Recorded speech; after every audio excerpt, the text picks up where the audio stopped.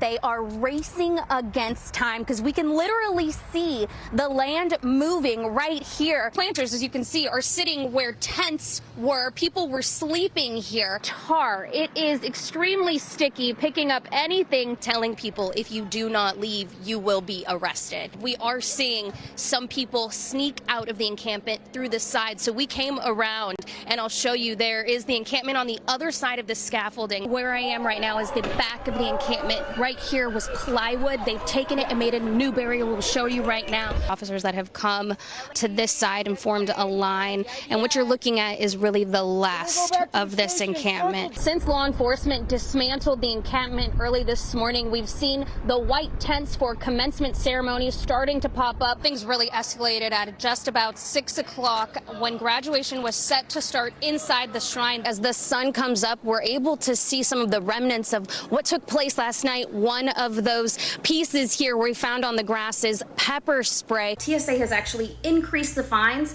anywhere from $1,500 to $15,000. They want the RVs removed. Yeah, that's their right. But the thing is, where we gotta go? Live here in Hollywood, I'm Anastassia Olmos, NBC4 News. The protests from yesterday, they are getting national attention now, from the California governor to President Joe Biden condemning the violence. But there are still so many questions from the Jewish community about how this was allowed to happen in front of a place of worship, and so many people hurt. And we want to warn you that some of this video is hard to watch. These are the moments people try to save Naftali Sherman as he lay on the ground repeatedly punched and kicked by protesters. I was in the hospital all night. After many hours, I got my nose kind of pushed back in. Sherman was one of several people we met Sunday who had been beat up during clashes between pro-Palestinian and pro-Israeli protesters on a stretch of Pico Boulevard, home to LA's Orthodox Jewish community. The pro-Palestinian protesters gathered before noon outside of a Das Torah synagogue to prevent people from entering an event inside to buy property in Israel. It's a place where a lot of young children and people come to center the community. Video shows fighting between protesters as LAPD officers in tactical gear issued dispersal orders and then pushed protesters away from the front of the synagogue. Jewish volunteer public safety group Shmira says they stopped dozens of fights. People came out of their homes and it was just like civil unrest, craziness. LAPD tells us they had 10 officers originally assigned to protect the synagogue, but had to call in for backup.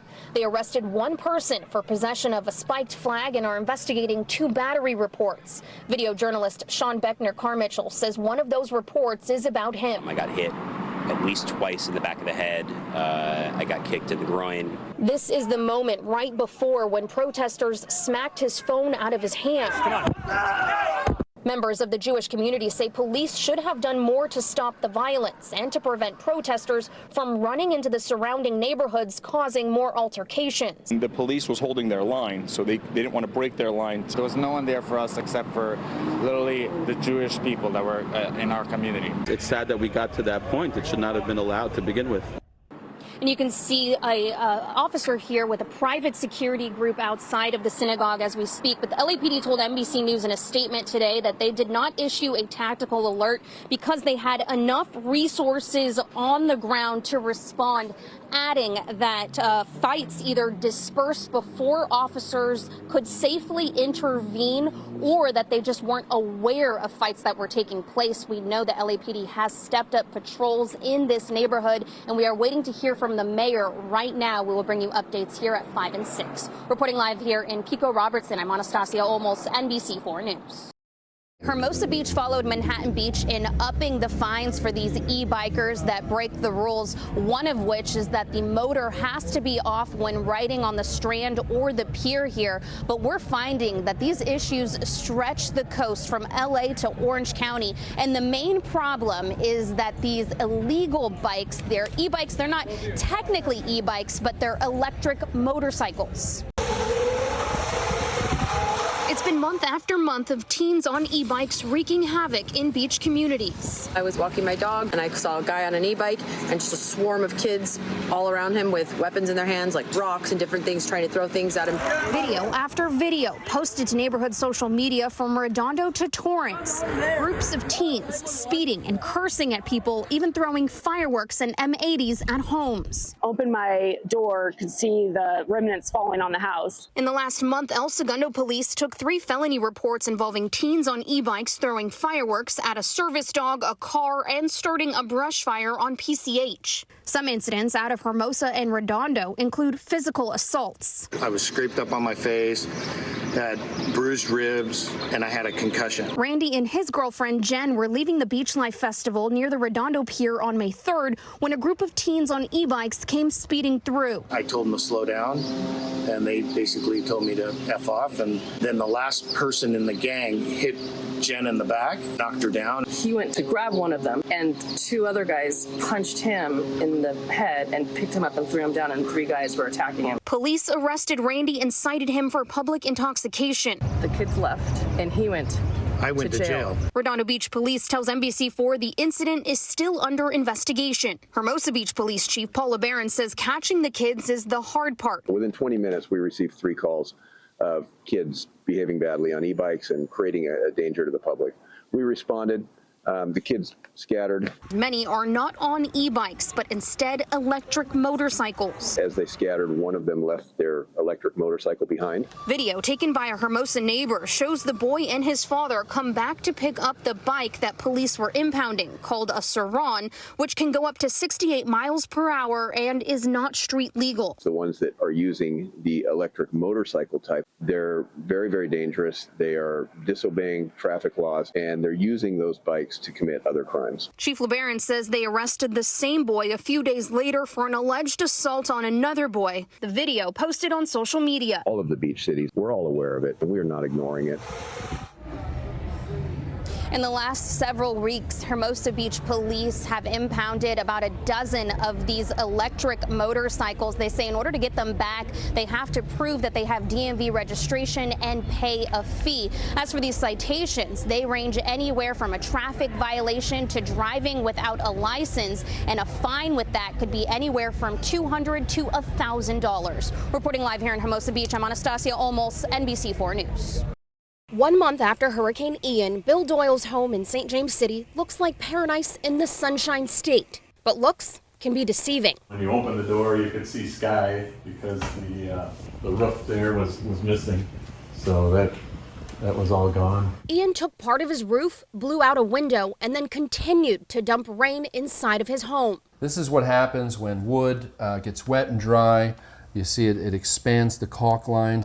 That means that wall's wet. But that water wasn't just rainwater. It's category 3 water, high fecal matter, high bacteria. Brian Bland runs iMold out of Fort Myers. It was spinning and picking up chemicals, picking up the muck in the bottom of the canal, and kind of dropping it in through our roofs, pushing it through our windows, or flood surging into our homes. Here's what it looks like. Dark spots like this on a ceiling, and if you pull up a floor tile like Bland advised Doyle here. And here we have fecal matter, bacteria, and mold. And Doyle isn't alone. How many calls are you getting a day? 1,000. And we can't answer them all. People are getting upset. He's started with his neighbors in St. James City, what he now calls a city of mold. Everybody, every house. But here's Bland's main concern. Insurance companies are pushing back. I understand it's expensive. I understand it's hard to do. But at the end of the day, it's in the report, and it's dangerous. The only reason Doyle knew about the mold was from hiring his own inspector. I looked through the independent report with Healthy Home Inspections, Inc., and in it, they note finding category 3 water intrusion with a meter from the ceilings to the floors. The report states category 3 water damage can result in illness or even death if ingested and should be removed. I then compared the report with the inspection report from Doyle's insurance company, Citizens. Just looking at the living entry room, the report states only 32 square feet of the 360 square foot drywall on the ceiling needs to be replaced. Tile flooring replacement isn't even mentioned. So I went to Citizens to ask why. As people are going over the damage of their homes, as they're starting to rebuild, things will come up that weren't seen in the first pass through. So we encourage those people to bring that additional information, to us, to their adjuster, so that we can, respond accordingly. Bland tells me this is common and it's not unique to any one insurance company. So I pushed for answers. Is it kind of like a thing that people have to do is get this independent report in order to catch that stuff? Because it wasn't caught, in the first go around with the adjuster from Citizens. That's a good question. It's like, again, I guess all I can say is that as we, how our claims process works is if there's additional information that's found, we need to know that so that we can adjust claims accordingly. He adds that a claim payout can be used to reimburse a homeowner for independent inspections. Doyle has up to $10,000 of mold coverage in his insurance policy, but the remediation job is closer to $30,000. He tells me he shared the reports with Citizens and is waiting to hear back. My retirement probably just got pushed back a few years.